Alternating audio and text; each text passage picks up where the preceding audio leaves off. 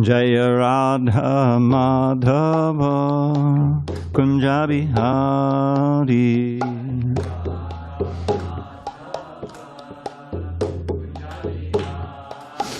Jaya Radha Madhava Kunja Bihari.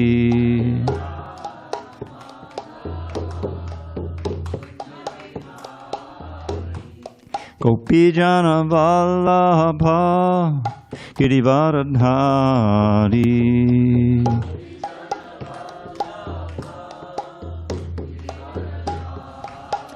Jaya Gopijana Vallabha Girivaradhari.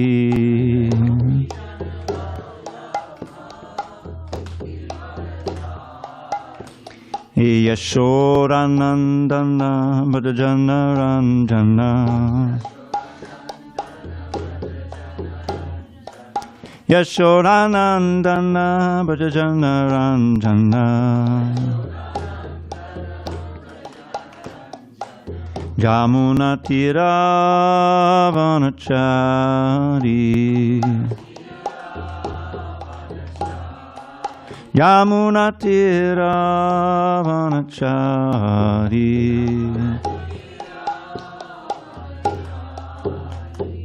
Hare Krishna, Hare Krishna, Krishna Krishna, Hare Hare, Hare Rama, Hare Rama, Rama Rama, Hare Hare.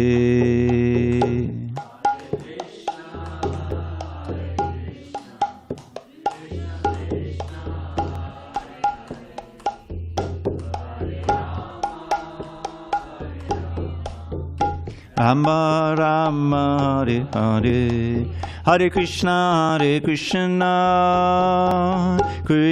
Krishna Hare Hare, Hare Rama Rama Rama Hare Hare.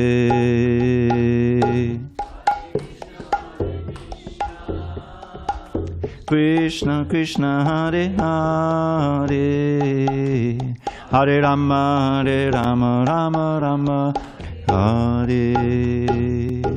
Hare Krishna Krishna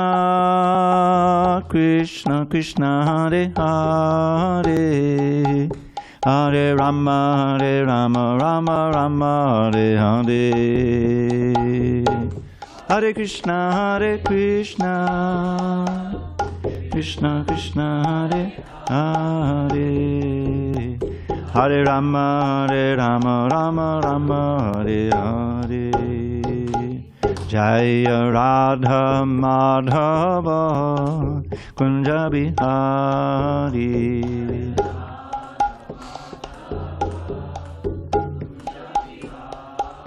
Jaya Radha Madhava Kunja Bihari.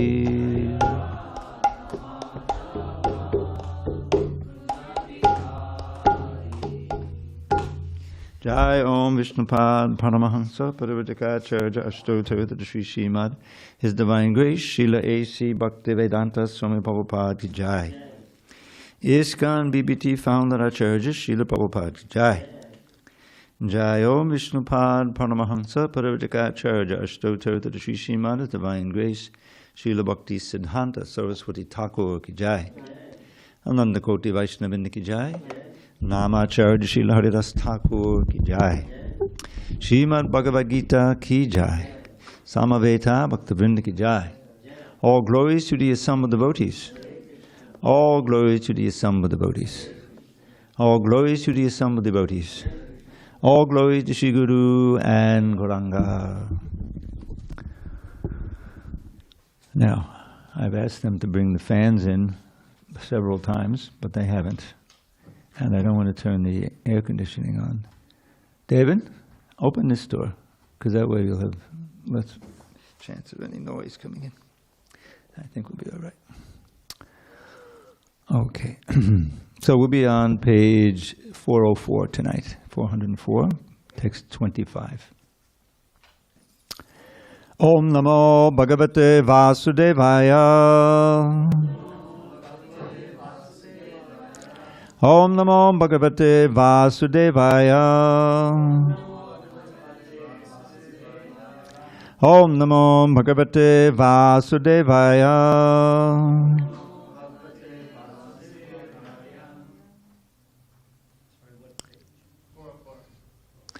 On this 10th day of July 2024 in San Diego, we're reading from Srimad Bhagavad Gita as it is, translation and commentary by His Divine Grace A.C. Bhaktivedanta Swami Prabhupada.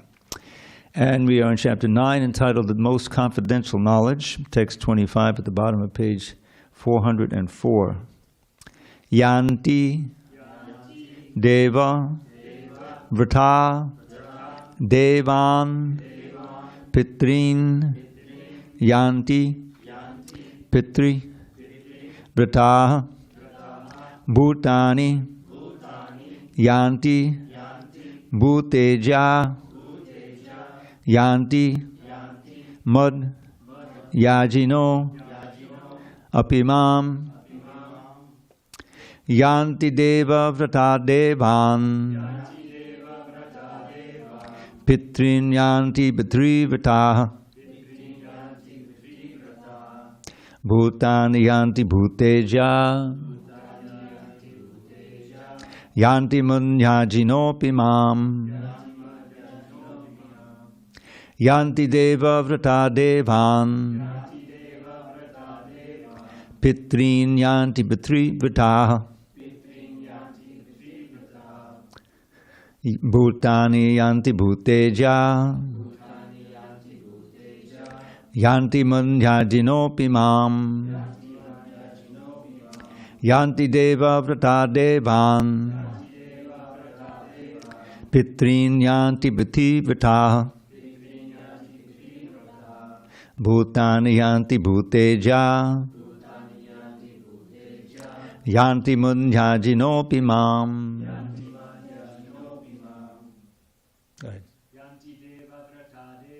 Yanti Deva Vrata Devan Pitrin Yanti Pitri Vrata Bhutani Yanti Bhuteja Yanti Munyajinopi Mam. Yanti Deva Vrata Devan Pitrin Yanti Pitri Vrata Bhutani Yanti Bhuteja Yanti Munyajinopi Mam. Not yet? You want to try it? Go ahead. Yanti Deva Vrata Devan Pitrin Yanti Pitri Vrata Bhutani Yanti Bhuteja Yanti Munyajinopi Mam. Yanti Deva Vrata Devan Pitrin Yanti Pitri Vrata Bhutani Yanti Bhuteja Yanti Munyajinopi Mam. Anyone online? Tapas? Yanti Deva Vrata Devan Yanti Deva Vrata Devan Pitrin Yanti Pitri Vrata Pitrin Yanti Pitri Vrata Bhutani Yanti Bhuteja Bhutani Yanti Bhuteja Yanti Mad Yajinopi Mam. Yanti Munyajinopi Mam. Okay, before we go to the synonyms, just a few notes on pronunciation. Okay, so we have the word Pitrin and Pitri. I think you mostly got that right. R with a dot under it is a vowel in Sanskrit. Ri. With a line over it, it means it's a long R. Ri, Pitrin. So that you Pitrin. And notice when we have Pitri without the line over the R, so that's where it's Pitri. Pitri. Now, at the end of the line, actually, these Sanskrit verses, they exactly follow the Devanagari. You see two lines. So you have two lines for every verse, even the long ones, like Janmad Yasi, Aton Vedada, that first line is 1/4 of the verse. It's called a pada. You get two padas to a line. So here you get, now when you have the vowel with an H with a dot under it, at the end of each line, not in the middle of each line, but at the end, then you give it the little aha. Now, what's the difference? You see that long A in vrataha? It's not vrataha, it's vrataha. Otherwise, you're not sounding the long A. If you just imagine that accent wasn't over the A, it would be vrataha, as you used to. But if it's long, it's vrataha. That's two things. All right, so we'll leave that for now and go on to read it word by word. Maybe we'll dedicate 3 minutes for pronunciation, and everyone will learn how to chant better. How do you think? Hare Krishna. Okay, yanti go, deva vrataha, worshippers of demigods, devan to the demigods, pitrin to the ancestors, yanti go pitra vrataha, worshippers of ancestors, bhutani to the ghosts and spirits, yanti go bhuta ijaha, worshippers of ghosts and spirits, yanti go mat my yagyaha, devotees, yajina, devotees, api but mam unto me. Okay. Translation. Krishna says to Arjuna, those who worship the demigods will take birth among the demigods. Those who worship the ancestors go to the ancestors. Those who worship ghosts and spirits will take birth among such beings. And those who worship me will live with me. Purport. If one has any desire to go to the moon, the sun, or any other planet, one can attain the desired destination by following specific Vedic principles recommended for that purpose, such as the process technically known as Darshapurnamasi. These are vividly described in the fruitive activities portion of the Vedas, Karma Kanda, which recommends a specific worship of demigods situated on different heavenly planets.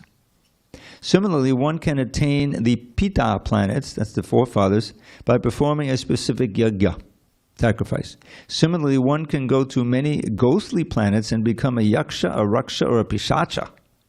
Pishacha worship is called black arts or black magic. There are many men who practice this black art, and they think that it is spiritualism, but such activities are completely materialistic. Similarly, a pure devotee who worships the Supreme Personality of Godhead only achieves the planets of Vaikuntha and Krishna Loka without a doubt.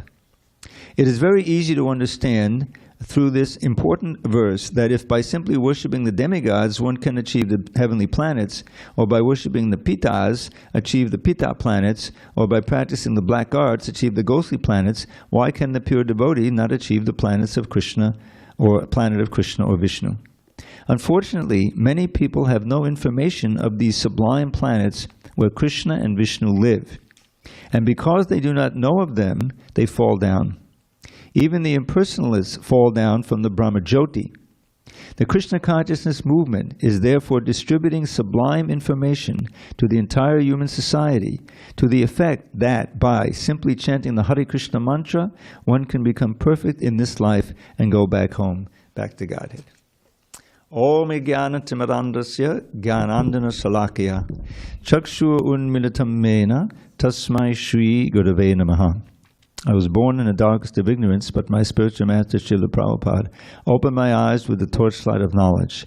I offer my humble obeisances unto him and to all members of Sri Parampara, the disciplic succession. So this is, as Prabhupada says, a very important verse. We are because we have minute free will, this is an important aspect of Krishna consciousness. I think we mentioned yesterday, it's a theme in Prabhupada's books, that we are angsha of Krishna, and we have his qualities in minute degree. That's why we're not God. But we have his qualities because we're made of the same stuff, pure spirit. So one of those qualities is free will. Now, we don't have, in each incarnation that we have proportionally less free will, just like a dog. What really it can pull a leash this way or pull a leash that way or root around. It doesn't have so much free will, but because we have the higher intelligence, we have so many things that we can do, that we can choose to go, a path that we can take. And I think it's already been introduced, and you probably all know about the modes of nature. Modes of nature. They're very important to understand. Modes of nature, they actually exist in your mind. This is where they first exist. Then the evidence comes outside. If you're in the mode of ignorance, then soon someone comes into your apartment and says, oh boy, he never cleans up. I can see that, and the bed isn't even made. Mode of ignorance. Characterized by laziness, too much sleep, and dirtiness. And so, mode of passion, you'll find he comes into someone's home, and it looks pretty good, But there's nothing on the walls. Or there's no pictures of Krishna, rock stars over here. You may hear some music playing through an expensive system if they have the money, and it's all geared toward trying to create a situation for sense gratification. This is my house and this is my home, and I'm going to try to enjoy it. So that enjoying spirit is very strong. That's the mode of passion. The mode of goodness, which is a platform upon which you can build your spiritual understanding. It's an important preliminary platform. Means that you understand the need of self-control, that it's dangerous to become too attached to material things, because really, it's, as I mentioned before, it's a kind of addiction. Even though it may not be called that, it's not obviously to a drug, to alcohol, which are obviously extremely self-destructive quickly. But any strong material desire is self-destructive, because it assures you're coming back again in a material body, and chances are, especially in this age, there's no attempt to do it in a sattvic way or in a Vedic way, and so instead of karma, in the sense of karma meaning according to the Vedic rules and regulations where you become elevated, it'll be vikarma.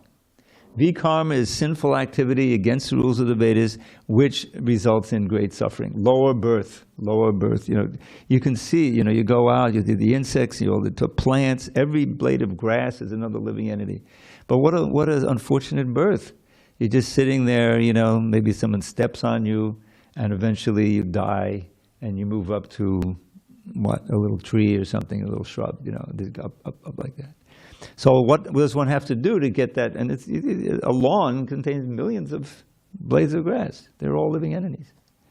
So we should see that way, and we should be, okay, I want to find out how I can be uplifted. And Krishna is giving us a very concise thing here. What you worship, and here, of course, he gives 4 different things. You can worship the devas, you can worship the pitris, you can worship the bhutas, or you can worship Krishna. So these are different categories. The bhutas and the pretas and the pishachas are mode of ignorance, mode of worship. I remember I used to live in Miami for 6 years. In 83 to 89, we were putting out the Bhagavatam, finishing the Bhagavatam. I worked with Gopi Puranadana Prabhu and Mridyananda Das Goswami and another crew of, office workers to finish the Bhagavatam. Well, Miami is a destination for people to come up from places like Brazil and other places, those who have money, on vacation. When it gets cold down there, it's warmer up in Miami, so they come up. So we would hear various things. And we would hear out in Brazil, there's a whole culture. People go out into the forest, and somebody will lead the worship, and they're drinking, and it's all mode of ignorance stuff. But they worship some god or some ghost who they think lives in a tree, and there could be a ghost in the tree. So that kind of worship, you're going to go there. You're not going to go to heaven by worshiping that. You'll become a ghost, or like that. What you focus your mind on, what's the most prominent thought, that will determine your next birth. This is the central principle of Krishna consciousness. In the previous chapter, that was emphasized. In verse, I think, 3, 4, and 5, he gives the key verse, Antakale tamameva smaran mukva kalevaram. Yakpriyati samadbhavam yasti natyatra sankshaya. There's no doubt about this, Arjuna, the last natyatra sankshaya. That one who remembers me at the Antakale. Can anyone suss out what Antakale means? End time. The end time of the body, time of death. Come, right? Antakali? Yeah. So Antakali tamam eva smaran. One who remembers me, Krishna speaking, at the time of death, smaran muktva kalevadam, giving up the body. Yak priyati samad bhavam. He undoubtedly attains my nature, comes to me. You see? Because they're remembering me. That's the most prominent thought. Yati, there's no doubt about it. Yati not just a sankhya. Then the next verse, he gives the general principle. He says, Yang vapi smarang bhavam, jajajante kalevanam, tam tame vaiti konteya, sadatad bhava bhavata. It says, whatever you think of, whatever is the most prominent thought at the time of death, that will determine your future. You go there. So, if we could not, put the book on the seat, because that's where people sit. Sorry, thank you.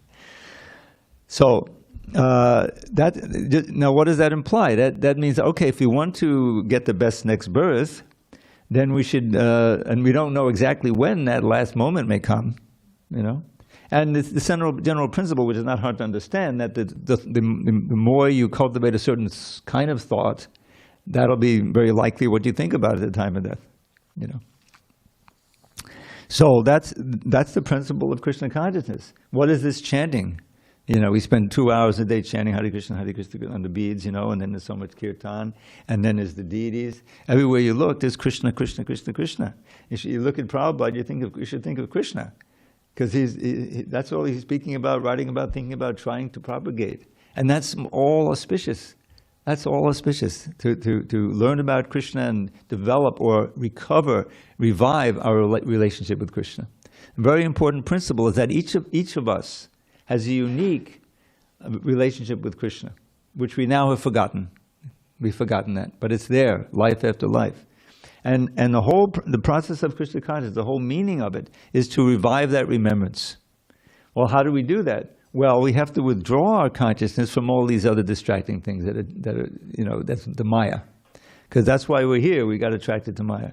So we need a process that systematically draws our attention away from Maya and places it on Krishna. And that's the whole practice of Bhakti Yoga, sadhana. Sadhana is practice, you see. And the goal is, the final goal of human life is to leave this body thinking of Krishna and not coming back again to a physical body and returning back home, back to Godhead, as Prabhupada so eloquently put it. It's a mortal phrase. So that, of course, the phrase implies and states that we came from there. That's our home. And unfortunately we left, being tempted, being distracted, somehow or other we became absorbed in Maya, or the dualities of this world, and we became fascinated trying to enjoy them. There's a beautiful verse in the 11th canto that Prabhupada would often quote, and because inevitably when we leave the protection of Krishna, because when we're under his guidance and in his company, there's no fear. That's the whole point. Vaikunta, there's no anxiety. Can you imagine living a life without even a smidgen of anxiety, except, transcendentally, where is Krishna? Is he coming? There's an anxiety there. But that's all transcendental. But there's no question of old age, disease, and death, or some crazy faction trying to take over your home, or anything like that. Krishna's in complete control. It's all very harmonious, and everyone's enjoying their specific relationship of love with Krishna. That's the ideal. And it's never hackneyed. It's never said, oh, he did that already. Just like, you're chanting Hare Krishna, the material mind is saying, I heard that one already, let's think of something else. No, this is, and gradually you become attracted and you just want to hear more and more. I'll give you a verse. It's so nice to sometimes think of how do the perfect devotees hear or experience the holy name and things, So Rupa Goswami, his writings are foundational for this movement. This Nectar of Devotion book is a how-to of Krishna consciousness, and also describing the varieties of relationships with Krishna. Krishna's 64 main qualities are described there with examples. It's just a beautiful, wonderful book. So he has a verse, I think it's in that book, or it may be in the Vidagdha Madhava, which is a play that he wrote about Krishna and Vrindavan, very famous. So this is quoted twice in the first chapter of the Antilila Chaitanya Charitamrita. Tunde tandavanirating batanute tundavali labdhaye. Karna krodha kadhambani gatayate karnarbude vyakspiham. Chetak prangana sangini vijayate sarvendriyanam kutim. Norjane janitaki advidamitai krishneti varnadvayi. Is anyone familiar with this verse? Maybe not. So we'll work on it. We can all memorize it. A little hard. Anyway, so he says, I don't know how much nectar these two syllables Krishna have produced. When I chant them in my mouth, they seem to dance. And I want to have millions of mouths, to taste this. When they enter my ears, I want to have millions of ears to drink in the sound. And when they enter the courtyard of the heart, then all the senses become inert and become completely fixed on thinking of Krishna. And Rupa Goswami would be happy if I quoted one of the verses that Sanatana Goswami wrote about the holy name at the beginning of his Brihad Bhagavatamrita, the very important book. Prabhupada says in the Adi Leela of the Chaitanya Charitamrita, if one really wants to understand Krishna, he should read this Brihad Bhagavatamrita. So that book has been very nicely translated and commented on by Gopi Pranadhana Prabhu. The commentaries is more or less a translation of Sanatana Goswami's own commentary on his own book. And Jayad Vaidya Swami did a wonderful job editing. It's very nice. So at the beginning is Mangalacharan. There's a series of verses that describe the subject of the book and also obeisances and glorification. So he's glorifying the holy name. Jayati Jayati Namananda Rupam Murare Vidamita Nija Dharma Dhyana Pujadi Yatnam Katamapi Sakadatam Muktidam Pranayam Yad Padamamamitamekam Jivanam Bhushanam Me. So Jayati, all glories, to the Namananda Rupam, the very form of bliss, which is the holy name. Nama Ananda Rupam, the form of bliss. Ananda Rupam Murari, the name of Murari, is the name of Krishna. By chanting this name, one is, the holy name induces one, if you chant it, to stop all mundane activity. Nija Dharma, activities in the Varnashram Dharma that are simply mundane, part of it. Nija Dharma, Dhyana, Puja, Yatnam, mundane meditation, or puja for the demigods, all that falls by the wayside by this chanting. Katamabhisakadatam muktidam. It's chanted even once purely, it will liberate you from all your, this world, if you chant it purely. Katamabhisakadatam muktidam praninam yan, any living entity. Padamamamritamekam, it is my supreme and soul life. Nectar. Padamam amritam ekam jivanam bhushanam me. My very life and my only ornament is the holy name of Krishna. So this is how the Goswamis are experiencing the holy name. So we should, as we chant, we can pray to experience just a smidgen of the taste that we get, that they're getting, So the point is, once you start practicing Krishna consciousness and experiencing the nectar, then all these other goals and things become insignificant. Going to heaven? No, thank you. I may enjoy there for a while, but then Krishna just said, remember? Chine punye matya lokam bishante. After your punya is used up, you come falling down here again to this world of death. Great. Just up and down, the Ferris wheel. You didn't get anywhere. That's what Kama he said, Gatagatum. They go and they come. They didn't make any progress toward this. A waste of time. What to speak of, trying to enjoy yourself on this plane. In other words, as Krishna is saying here, you can worship whoever you want, and you'll go there because you put your attention on there, your hopes, your aspirations toward the demigods or toward this plane or some ghost or whatever. But it's all, you'll be frustrated. You won't get what you want. You won't get the happiness. You won't get the peace. You won't get the safety. You won't get, you just get continued struggle in this world. But yanti madhyajinopi mam. If you worship me, you'll come to me. And what's the advantage there? You never come back. You'll be reinstated in your pure spiritual relationship. All of this will become a bad dream and you'll forget it. You'll forget all but you won't forget it enough, so you might be tempted again. That's why once burned, twice shy. Did you ever hear that? That's a little saying. Yad gatvanana vartante. He says several times in the Gita. Once you go there, you don't come back. So then, of course, the question is, why did we come in the first place? So that's it's a mystery why we would be tempted.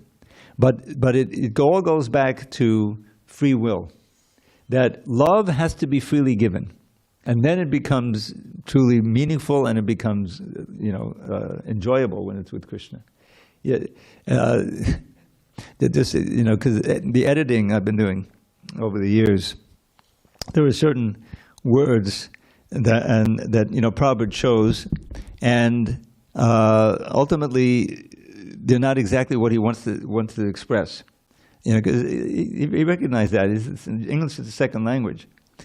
So you needed editors. So throughout the books, you'll find this idea, the different relations we can have with Krishna, and one of them is servitude, right? Servitude is taken to be servitorship. But if you look that word up in the dictionary, it means slavery.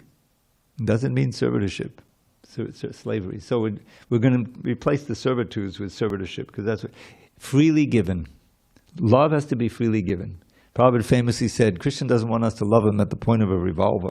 That's not love, That's slavery. So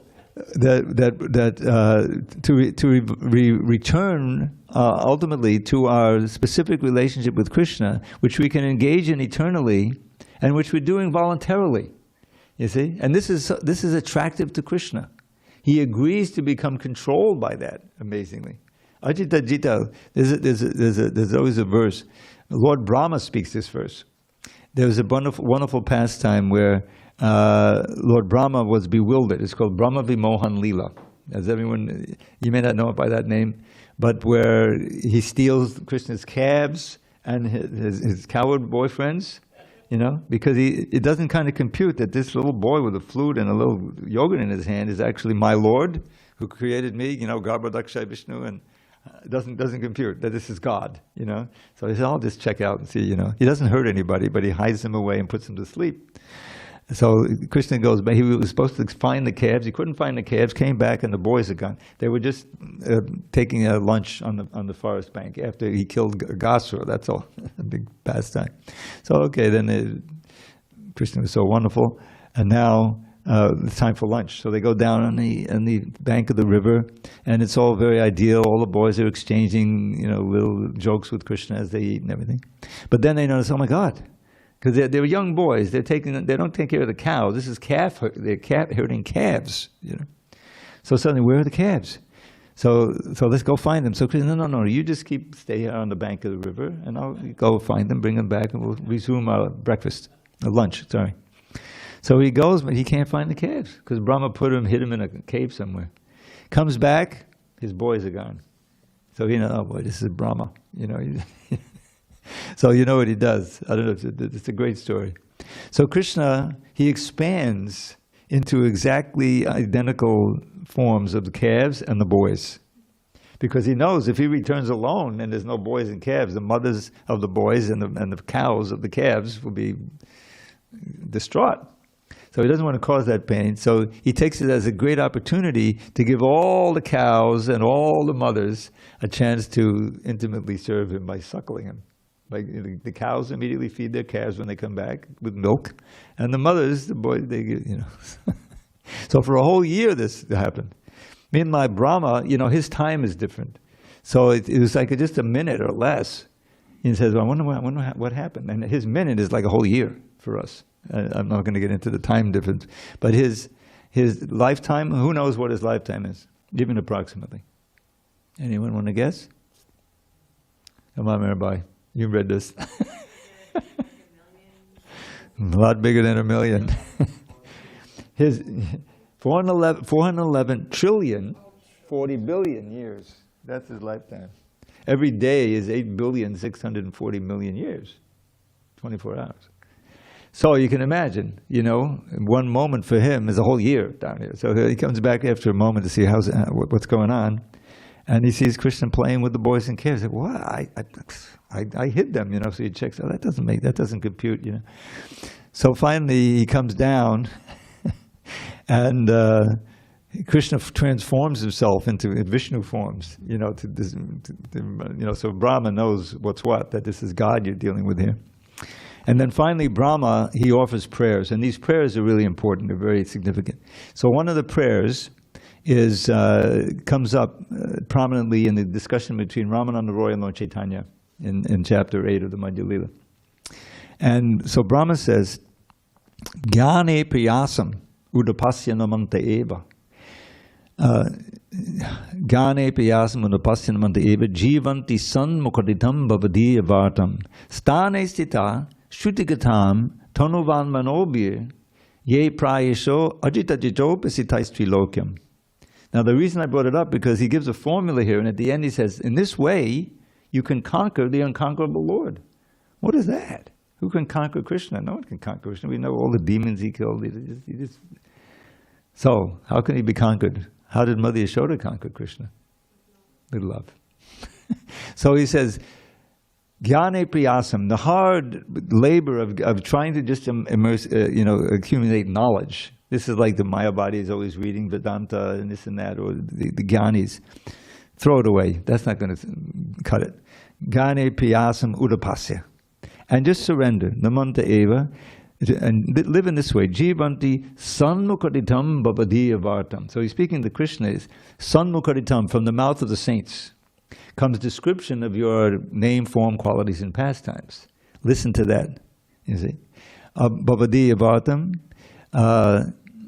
Yane piyasam udapasyanamandaheva jivanti sanmukaditam bhavadiya vartam stane sita. You don't have to take sannyas, you don't have to go to Himalayas. Stay in your position, but add this process of hearing from the pure source about Krishna, about you. He's speaking directly to Krishna. Bhavadiya vartam, your activities and qualities. Bhavadiya means your. And what's the result? Ye prayaso, such a person, for the most part, they can conquer the unconquerable Lord by the process of love. This will awaken their love. So this is the, when Ramananda Roy was speaking, it's a wonderful pastime. Ramananda Roy is this pure devotee. He's at the highest levels of prema bhakti and conjugal understanding. But externally, he's just a clerk. You know, he's actually administrating in administration there in the government. But he's a kayasta, he's very intelligent, but he was recommended to be seen by Sarvabhauma Bhattacharya when Lord Chaitanya went south on his tour. Said, you check out this Ramananda Roy, you'll like his association. And so Lord Chaitanya took the role of the questioner, the student, and Ramananda Roy as was in the role of the guru. Now he felt a little shy doing that because it's Lord Chaitanya and he's, an ordinary clerk. But Lord Chaitanya spoke the famous verse,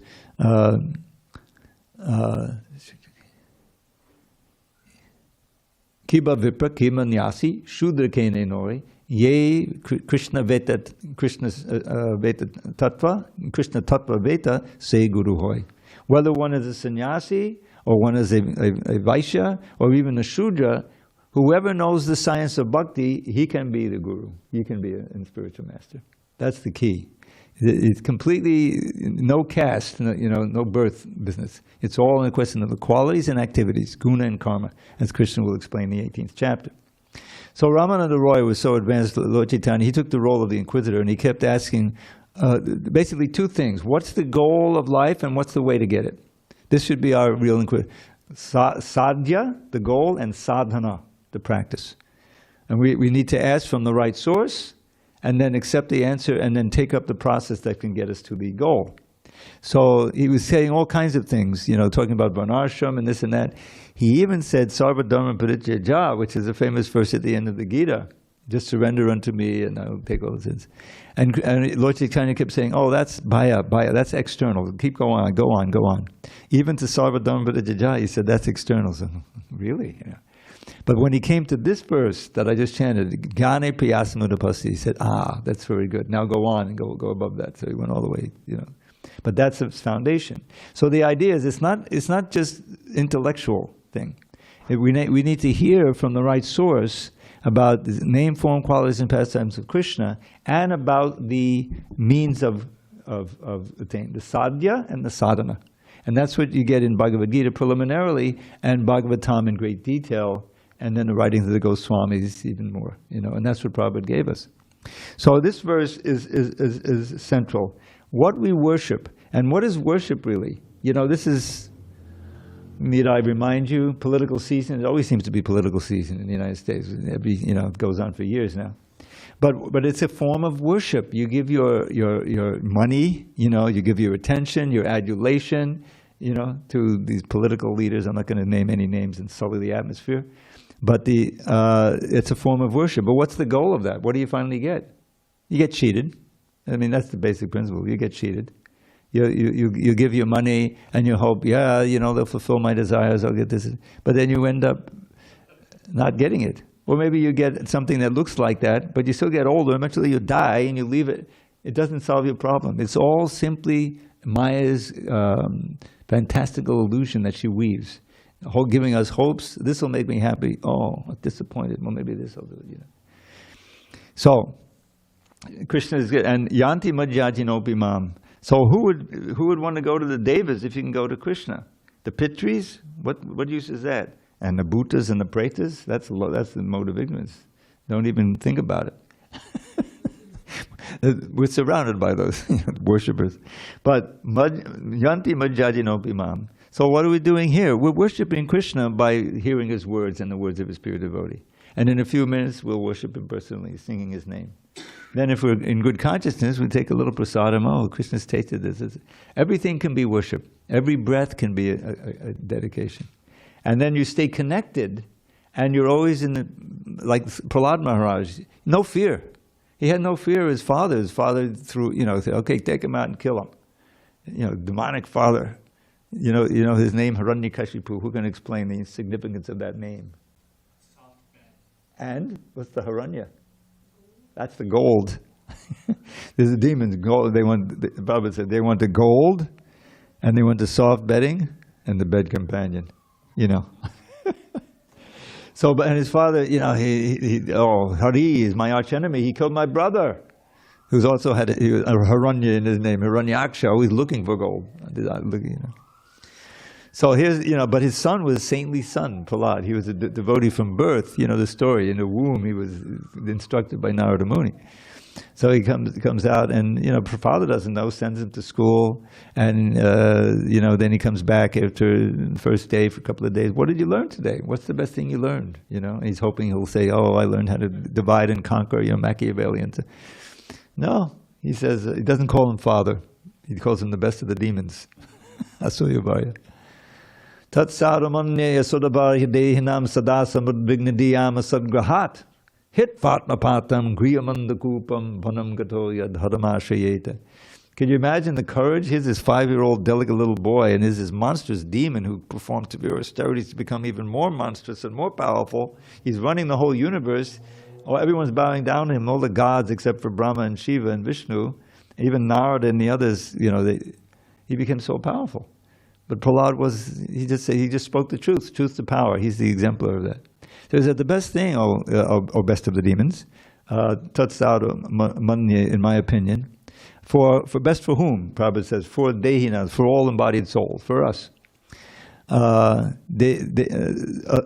are sada samudvigna, always disturbed in mind, because a sadgrahat, in like 4 syllables, he's condensed, summarized the whole fallacy of material life. A sadgrahat means holding on to the impermanent for dear life. But that's a fool's errand, because it means impermanent. It's going to dissolve in your hands.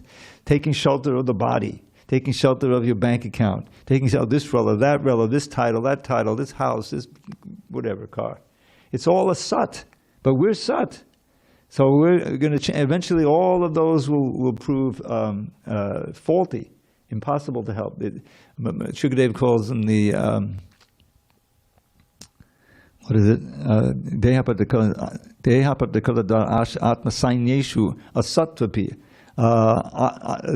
Fallible soldiers,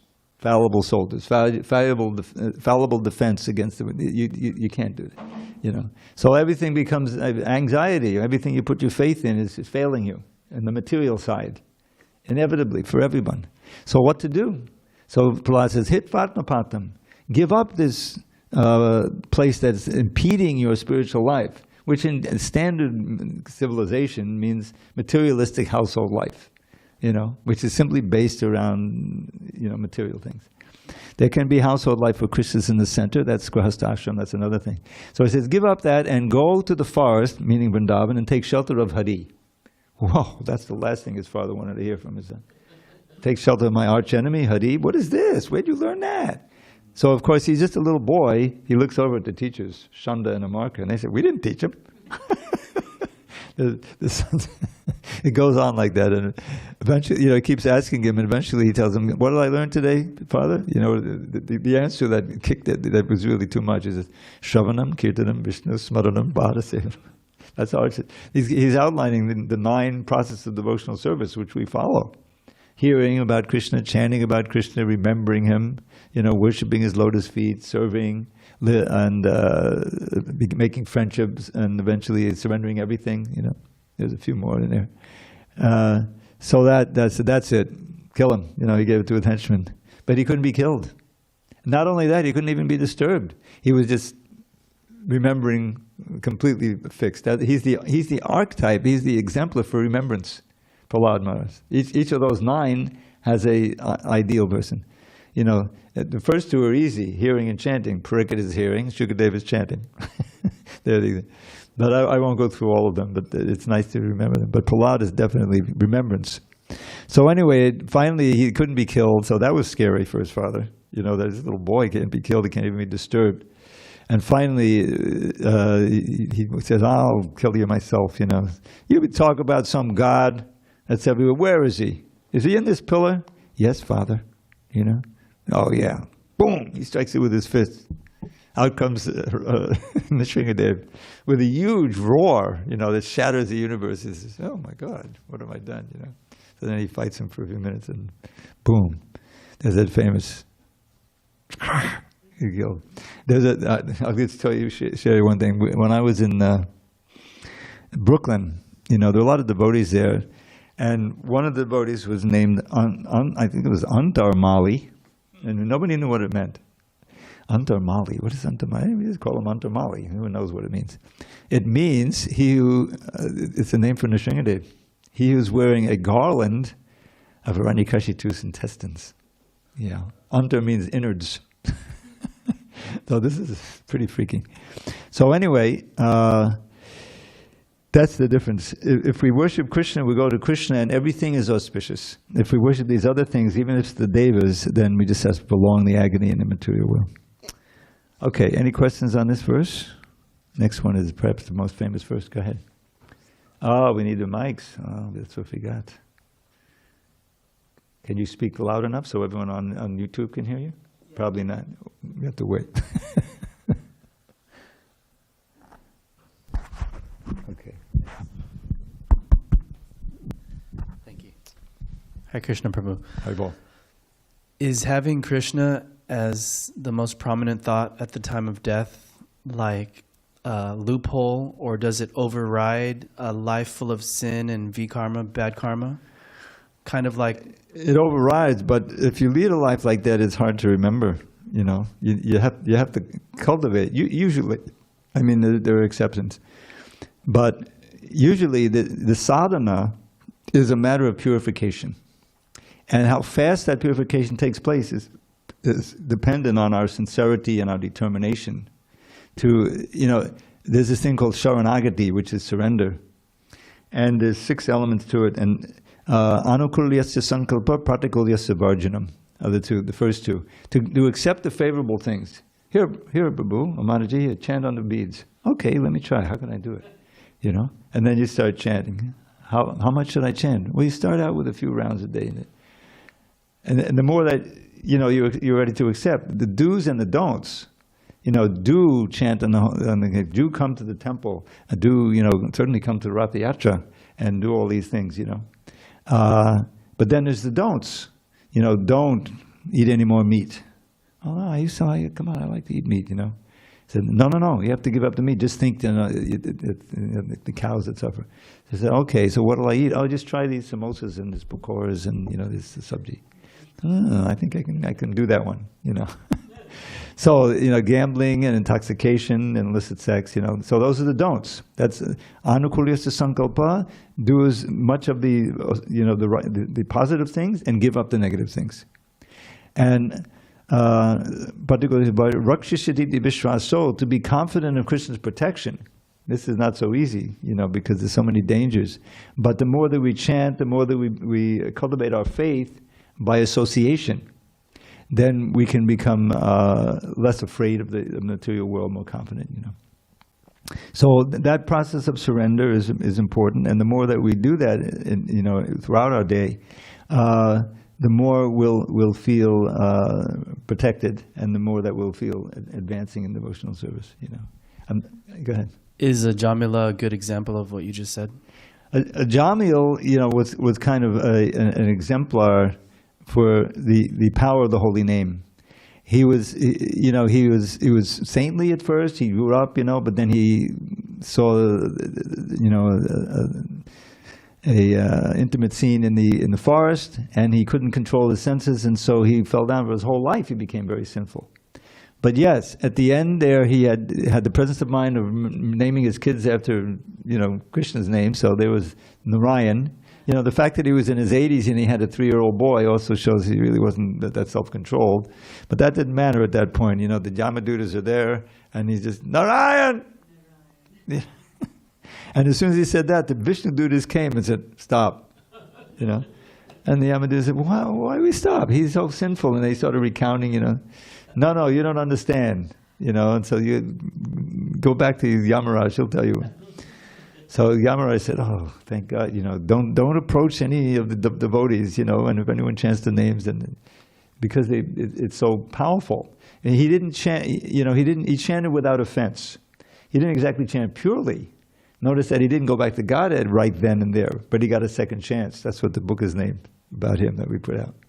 And then he went to the Himalayas and performed more purification, and then he went back to Godhead. So yes, the power of the holy name is really our only hope, and the mercy of the holy name. And if we really take shelter of that chanting, then we'll find that the material energy has less pull on us. You know, the things that we're gritting our teeth to observe, you know, the don'ts, they become easy. You say, I don't care. You know, there's no way in the world that I would think of eating any meat now. You know, you just think, or you know, tempted to smoke a joint or something. No, I mean, do they still call them joints? I don't know. That was back in the '60s. But it's not there anymore. You know, but there it's always you know, as long as we're, you know, in the position of sadhana and purification, then it requires determination and a strong association. Association is so important because there's that line in the Gita, Sangha Sanjayate Kama. By your association, you develop your desires. And every mother knows that. So who are you hanging out with these days? You know, they're very concerned. You hang out with the wrong crowd, and then you go bad. You know, so that's good. So that's what Prabhupada started. That's the society of Krishna consciousness. So we come together, and we can chant together, hear together, serve together, and get strength from each other. You see? That's also the famous verse, Satam Prasangan Mama Virya Samvido, where Kapila Deva is teaching his mother the importance of association with sadhus. There's 8 verses, happen to be 8 verses, Sadhu Sangashtaka, I call them. Sometime I'll give a class just on that. But the middle of it, there's a most famous verse, perhaps, of all of the 8 is Satam Prasangan Mama Virya Samvido. This kind of describes the Krishna consciousness movement. Satam Prasangan Mama Virya Samvido Bhavanti Ritkarna Rasayana Katata Joshanat Ashvapavarga Vartmani Shraddha Ratir Bhaktu Anukramishati. So by associating with devotees, advanced devotees, Satam Prasangan, with Satam, the devotees, with Prasanga, not just Sangha. Prasanga means meaningful, you know, intense association. Then Kapila Dev, who is Krishna, he says, you'll hear about my glories, my powerful glories. Mama Virya Samvido, discussion, Bhavanti Ritkana Rasayana. And that sound is a life-giving elixir, Rasayana, for the ear and for the heart. You see? Bhavanti Rit Karna Rasayana Kata. Then following this process, Tajoshanad Ashu, quickly, relatively quickly, which is Apavarga Vartmani, the path of liberation. You know, Apavarga, I won't go through the whole thing, but Apavarga is a word that means mukti or liberation. Then here's the result, last line, Shraddha Ratir Bhakti Anukramishati. Step by step, Anukramishati, you'll deepen and strengthen your faith in Krishna, in the process, and the devotees. Shraddha, rati, your attraction for Krishna will grow, and bhakti, which means prema bhakti, will flourish. All by the association with devotees and Krishna Katha. That's why these classes are so important. Not that I'm any, great devotee, but I'm just trying to be a transparent medium, as Prabhupada, you call them via medium, for these words. Oh boy. It just seems like a minute ago we started a class. What happened? All right, one quick poem. We'll adjourn for today. So, all right. So this is the first verse of the Radhikashtaka from the Govinda Lilamrita. Oh boy, hope I don't get in trouble. So it says, Kunkamakta Kancha, Bhakti Charu Swami sang this whole song. He made a beautiful song about it. Kunkamakta Kancha Namja Gavahari Gaurabha Pitananchi Tabda Ganda Kirti Nindi Sorabha Ballaveshu Suna Sava Vanchi Tarta Sadika Maya Mata Para Padmadasi Dastu Radhika. Her gold complexion steals the pride of golden lotus tinged with red. Her fragrance mocks the scent of lotus bloom with saffron powder spread. Her skill in satisfying Sri Hari is perfect and complete. May Radhika bestow on me the service of her lotus feet. Write to me, Dravida 108, I'll send you the poetry. It has all the poems in it. There are the 8 of those, and there's also 8 to Krishna. It's sung by 2 parrots. And the other one is, may none the sun bestow on me the service of his lotus feet. So then we can all learn those, and then we'll chant it together as a choir, and everyone will be draws a job. What is that Dravida teaching that? It doesn't make any sense. All right. All glories to the Prabhupada. Let us go have a nice kirtan. And we will resume next week with maybe the most quoted verse, Patram Pushpam Palam Toyam. Prasadam.